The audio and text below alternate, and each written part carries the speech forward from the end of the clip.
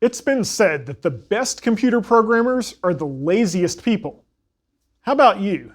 Do you get tired of doing the same thing over and over again? Wouldn't it be nice to let the mind-numbing repetitive tasks be taken care of? Well, I've got just the solution, the loop. Loops have helped computers serve trillions and trillions of computations worldwide. And now the power of the loop can be yours. In this lecture, we'll be looking at two main types of loops: the basic while loop and the for loop, a compact way to make the while loop happen a set number of times. Let's see how the loop idea comes about in programming. The code you see here is for computing a balance from a loan, where there's interest accumulated and payments made. We begin by initializing the situation to a $1,000 balance, where each payment period we incur interest of 5% and make a payment of $100. That is, we write 3 lines of code. Float balance gets 1,000, float payment gets 100, and float interest gets 0.05. Then we check to see if we have a positive balance, if balance is greater than 0. If we do, we go ahead and incur interest, adding the interest onto the balance. We make a payment, reducing the balance by that payment. We increase a count on how many payments have been made, which, since we're doing this just once, will now be 1. And we print out what the balance is after that payment is made. Now, that's fine for computing the balance after 1 month. If we run this code, we see that the balance after 1 payment is $950. That's the $1,000 starting balance, plus $50 in interest, then less $100 in payment. But that's only good for 1 payment. Obviously, we're going to need to have more than 1 payment if we're going to pay off this whole loan. So, what we can do is repeat that if statement over and over. And here's what that will look like. Now, this wasn't actually that hard to write. I just did a cut and paste on the code, but now we've got a really long program with over 100 lines and 16 different payments to potentially be made. And we don't even have a guarantee that that's enough payments. Well, if we run that code, we'll see the output. It takes 15 payments to get us there, so we needed almost all of those if statements. That certainly did not feel like the most efficient way of programming. Surely there should be a better way than repeated copy and paste. And fortunately, there is an easy way to program exactly what we want. That's with what we call a while loop. It's like an if statement that keeps getting repeated as long as the if condition is true. In other words, while the condition is true. If we go back to our original program, where we had just a single if statement, we need to make only one small change to get the functionality that we want. We just changed the word if to the word while. And if we run the program now, we'll see that we get the exact same output as when we had that if statement repeated more than 15 times. So, let's see how this while loop works. When the program comes to the while statement, it first checks the condition, just like it did in the if statement. In this case, the condition is still that the balance is greater than 0. As long as that's true, then everything in the curly braces after the while is executed. And let me emphasize, everything, all the code inside the curly braces is executed if that condition is true. Even if something inside the braces makes the condition no longer true, all the commands are still executed. And we see an example of this. Even though the balance on the last payment, payment number 15, becomes negative, we continue to go ahead and execute the remaining lines. The balance became negative when we subtracted the payment. But we still executed the remaining lines in the curly braces, num payments plus plus, and the cout statement to print the balance. Then, after everything in the braces has been executed, we go back and we reevaluate the condition. After all, at the end of the loop, things have changed. In our example, the balance will have changed, so maybe it's no longer a positive balance. Now, if the condition is still true, then we do everything in the braces again, and this can continue indefinitely. When the condition is no longer true, we skip the things in the braces, and we go on to the next line after the while statement. In this program, there are no lines after the loop ends, so the whole program ends at that point. So, to summarize, the while statement begins with the keyword while, followed by a condition inside of parentheses. Then there are curly braces with all the commands inside that you want to execute each time the condition is true. We call this whole thing a while loop, and we call the part of the loop inside the curly braces the body of the loop. Every time we go through the body of the loop, we call it an iteration of the loop. Now, just like an if statement could have had just a single command in the body instead of a set of commands inside curly braces, we could do the same thing here. But it's better to just always use curly braces, so that's what I'll show. So let's try this out. How might you create a while loop to print the numbers from 1 to 10? Here's one way to do it. We start with our usual beginning lines, pound include, etc. In the program, we initialize a variable num to 1. Int num gets 1. Num will keep track of the number we are printing. Then we create a while loop that will continue as long as num is no more than 10. We write while parenthesis num less than or equal to 10, close parenthesis, curly brace. Inside of the body of the loop, we'll print out num with a cout statement. And we'll increment num by writing num++. And that's all. We just close the loop with another curly brace. When we run this program, num will start with the value 1. Each iteration of the loop will print the number and then increase it by 1. So we'll get the numbers from 1 to 10 printed out. Now, in most cases, I'd say go ahead and try out all the code I'm showing you, but in this next case, wait just a minute before trying this next thing on your own. Now, what do you think happens if the condition never becomes false? For example, say that our payments on the balance were never enough to even take care of the interest, so that the balance just grew and grew. Every time we evaluate the condition, it's true, so the loop just repeats forever. We call this an infinite loop. Here's an even simpler example of an infinite loop.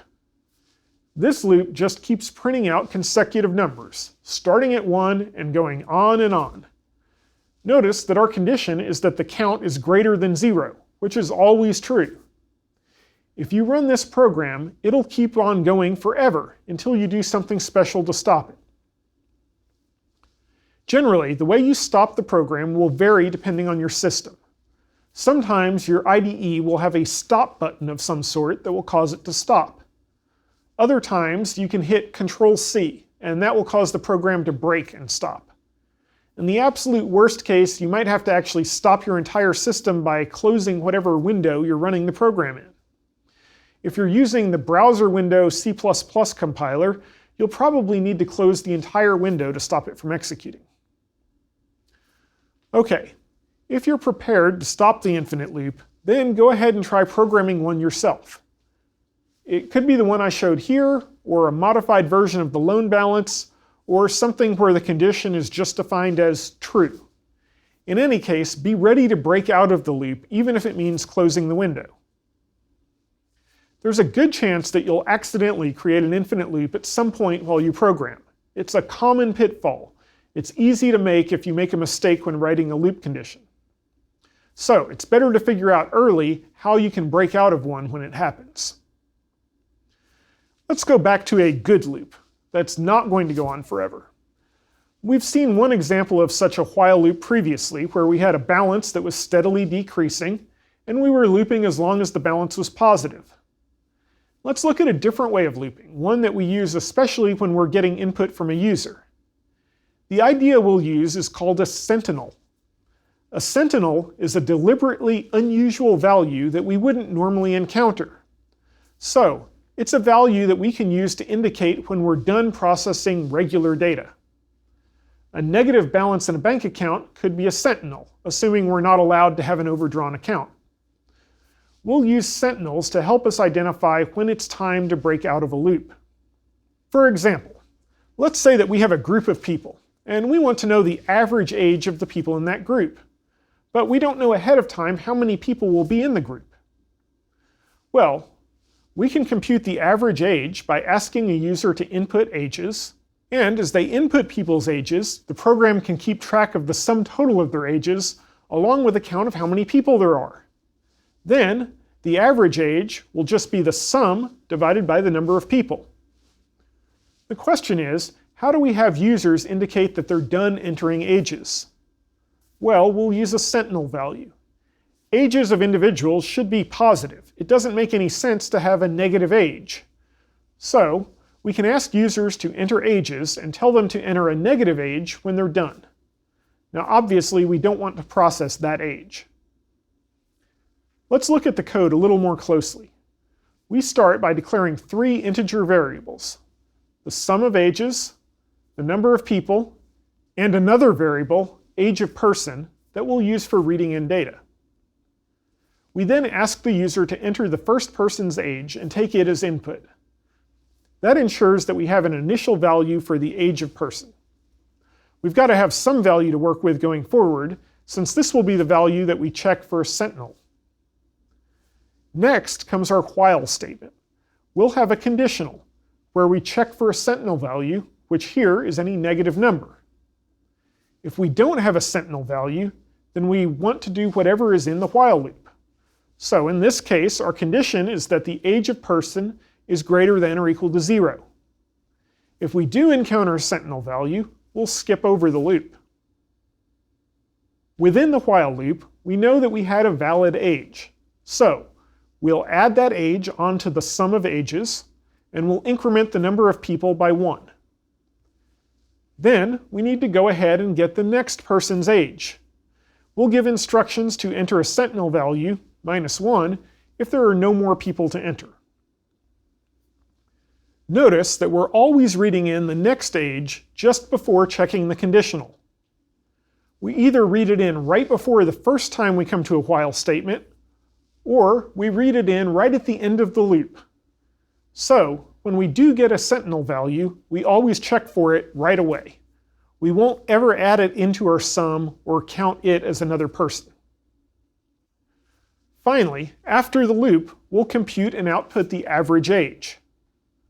So, that's an example of how we can use a while loop with sentinel values to handle an arbitrary size of input. There's no need to know ahead of time how many values we'll be working with. We'll just keep reading until the sentinel is reached. Now there are a couple of problems we ought to be aware of here. One we'll deal with and one we won't. What if the person entered a negative age for the first person? In this case, we'd have no people, and we'd end up trying to divide 0 by 0 at the end, which is clearly a problem. In this case, it's pretty unlikely that someone would not enter any ages, so we'll choose to just not worry about it. A second problem is that when we're figuring out average age, we'll want to divide the sum of the ages by the number of people. Since both of these are integers, if we divide them, we'll be performing integer division. Remember, dividing two integers gives only the quotient between them, ignoring any remainder. So, to deal with this, we need to convert one or both of the numbers to a floating point value. We can do this by something called casting a value. It's a way of converting a value of one type into a value of another type. In this case, we want to convert our integers into floating point numbers. If they're floating point numbers, then when we divide them, we'll get a floating point answer, and not lose the remainder like we would have with integers. To cast a value from one type to another, we have a couple of choices. We can put the new type in parentheses in front of the value we want to cast, or we can state the new type, then put the value we want to convert from in parentheses afterward. Either way will convert the value, if possible, to the other type. For the three types we've seen so far, integers, floating points, and booleans, it's possible to convert one type to either of the others, as the code here shows. In the code you see here, we convert between all the basic types, and we demonstrate both versions. So, converting the integer a to a float would be either float parenthesis a parenthesis or parenthesis float parenthesis a. But there are some types we just can't convert, like strings of text, or some later when we define our own types, like a game class. So, back to our earlier code. To convert our integer values to floats, we write parenthesis float parenthesis sum of ages divided by parenthesis float parenthesis num people. In case you see it in someone else's code, I want to mention a less common variation of the while loop. The version I've shown you is the more typical version, but occasionally we want to do a slight variation called a do-while loop. The do-while loop starts with the keyword do, and it puts the while condition check at the end of the loop, and it ends with a semicolon. Overall, the only difference this makes is that the program is now forced to go through the very first iteration. This can be helpful if you know that you need to go through the loop at least once, for instance, to ensure that there's at least one person whose age is entered. Loops are useful for many aspects of computer programs. Anytime we have a large amount of data to process, we're probably going to use a loop to go through all the pieces of data. But there's one particular pattern of specifying the number of loops, and this, if you'll excuse the pun, tends to come up over and over. And because it's so common, there's a more compact way of writing a specific number of loops, and that's called a for loop. Let's look at why this is so useful. The code here is a slight variation on our loan balance calculation code from earlier. However, instead of the loop being based on having a positive balance, it's based on the number of payments. This loop will go through a fixed number of payments. It has a variable, num payments, that keeps track of how many payments have been made. It uses the number of payments as its condition, and it increments the number of payments every iteration of the loop. Notice that the condition is that the number of payments is less than 5. Take a look and see if you can figure out what payments are printed out. What's the first one and what's the last one? The first we'll print out in this case is after 0 payments. In other words, our initial starting balance. That's because the num payments variable begins at 0, and the first thing done after the while condition is checked is to print out the results. At the end of that first iteration, the new balance is calculated, and the number of payments is incremented to 1. This is checked versus the condition, and since it's still less than 5, we go through another iteration. This will continue, and we'll see all the way through payment 4.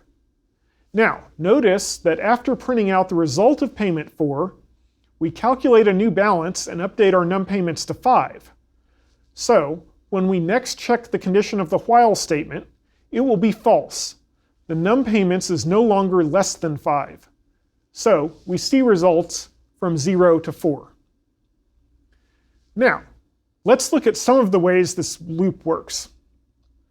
We have a variable we initialize before the loop begins. That's num payments, which we set to 0. We have a condition where we check something about that variable. In this case, that's num payments being less than 5. And we update the variable in every iteration. Here, we're incrementing num payments. This is a very common way to organize loops. We initialize a variable, our loop condition relies on that variable, and we update the variable with every iteration. This initialize, compare, increment pattern is so common that it has its own form of loop, the for loop. Now, these two programs have exactly the same effect. Notice that we've taken the 3 key parts from the while loop structure: initialization of the variable, the condition, and the variable update, and we've put them into one statement at the beginning of the for loop. Notice also that we start our loop with the word for instead of while. The for loop basically packages up several parts that would otherwise be spread across a while loop. The for loop always begins with the keyword for, and then, like the while loop, has parentheses and curly braces giving the body of the loop. The difference is what's in the parentheses. Instead of just a condition, like the while loop has, we actually have three different parts, separated by semicolons. First, we have the initialization, which would come before the loop in the while loop formulation. This is where we set the initial value for the variable that we're using in the loop. Next, we have the condition, which works just like the condition in the while statement. And finally, we have the update. The update occurs at the end of each iteration of the loop. So, when we have a for statement, we first execute the initialization command. Then, we check the condition on each iteration of the loop. And at the end of each iteration of the loop, we run the update command. Now, all the for statement has to have is the condition. Almost like the while loop, it's actually possible to omit the initialization and the update from inside the for statement. For example, in this version of the code, we keep the initialization outside of the for statement. We still need the semicolon to separate the different parts, but we can just leave out the first part. And in this version, we also omit the update part, putting the update back into the loop explicitly. So the for statement in this instance is working exactly like the while statement, except that the condition is surrounded by semicolons on both sides. But then, there's not much point in using a for. You might as well have used a while statement. Normally, the advantage of the for loop is that all the information needed to understand the way the loop will behave is contained inside the for statement, inside those parentheses. It makes it easier to understand how the loop works if the initialization, condition, and update are all put in one place. Let's take a look at a very simple loop. You'll notice that the for statement has a variable, I, that starts at 1, and continues while I is less than 4, incrementing by 1 each time. So, the loop will output in loop :1, in loop :2, and in loop :3. After that third iteration, the variable I has the value 4, so it's no longer less than 4, and thus the loop won't go through another iteration. After the loop, the value of I is still 4, so we finally output the line after loop :4. The point here is that the variable you have controlling the loop, known as a loop control variable, still has a value afterward. Typically, that'll be the first value that caused the condition to fail. Now, just like we were able to nest conditional statements, we can nest loops. This looping within a loop is useful when we want to do something like visit every entry in a table. We can loop over the rows, and then in each row we can loop over the columns. So, if we wanted to print out the times tables for the values 1 through 3, we could use the code shown here, which has two loops nested within each other. The outermost loop has variable I iterating from 1 to 3, and the inner loop has variable j iterating from 1 to 3. And for each, the code will print out the product of I and j. So, in this case, when I has the value 1, then j will have the values 1 through 3. Then I will have the value 2, and j will again have the values 1 through 3. And finally, I has the value 3, and j again gets the values 1 through 3. So, there are 9 lines of output in this program. I should point out here that the use of I and j for loop control variables is actually very common. Even though these are not exactly descriptive names, If you're going to loop through a sequence of values, it's common to use I to represent those values. And if you have two nested loops, it's common to use J for the inner loop. Because people expect I and J to be loop iteration indexes, this is one time when single letters have themselves become descriptive variable names. There's one more topic that I want to bring up, and this is the best time to introduce it. That's the idea of scope. Scope of variables actually applies to more than just loops. It can even apply to conditionals. But loops are the first place we generally want to use scope, so we'll discuss it here. And scope will have an even bigger payoff when we talk about functions and objects later in the course. Put simply, every time we declare a variable, we get a new box in memory for that variable. But this variable only persists within the block of code, the section of commands defined by the curly braces. Once we leave a block of code defined by the closing curly brace, that box of memory disappears. Let's look at some examples. In the code you see here, the initialization part of the for loop does more than just initialize the integer, it also declares it. And what that means is that the variable being declared, in this case I, only exists in that loop itself. We say that its scope is just that one loop. In this case, the loop runs just like we'd expect, and it outputs the values 1, 2, and 3. But what happens if we try to print out the value of I after the loop? Well, we get an error. The variable I is no longer defined at that point. The box of memory has now been destroyed, and there's no going back to it. Let's look at another example. In this case, we declare a variable j inside a loop. If we run this, what do you think we'll get as output? Well, we get the number of iterations we'd expect. And just like we'd expect, the value of I takes on the values 1, 2, and 3 in the loop body, and is 4 after the loop is over. But why is the value of j always 1, even though there is a line j++ that seems to change the value of j? Well, what's happening here is that every time the loop body is executed, j gets declared again. So we create a new box named j, and we initialize its value to 1. Later in the loop body, we increment j, so it'll have the value 2. But then the loop body ends, and at this point the memory is destroyed. There's no more j available. The next time we go through the loop, we again create the variable j and initialize it to 1. So every time it's printed out, the value will show up as 1. If we tried to output the value of j after the loop, we'll again run into a compilation error. Again, we've tried to access a variable that is no longer in scope. Now, there is a way to get a variable to stick around from one iteration to the next inside a loop. And this is by declaring it as a static variable inside the loop. If we put the word static in front of the declaration, it says that we want to declare a variable and we want that declaration to stick around even when it goes out of scope. So if we come back to the same variable in this part of the code later on, in another iteration of the loop, we'll have access to it.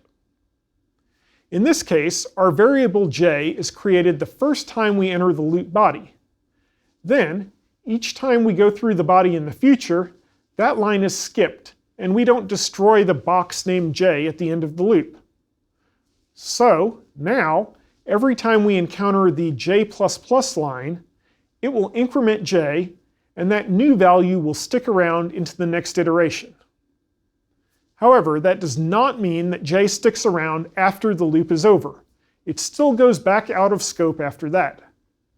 If we try to access j after the loop, we still get a compilation error.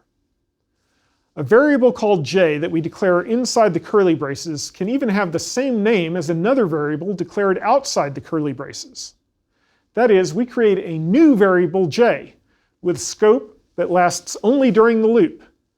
Once we leave the loop, the previous variable j is again used.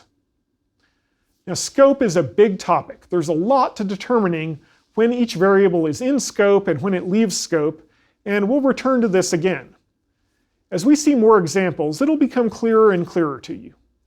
For loops, the main thing to remember about scope is that any variables declared inside the loop are reset on every iteration of the loop, unless they're declared to be static.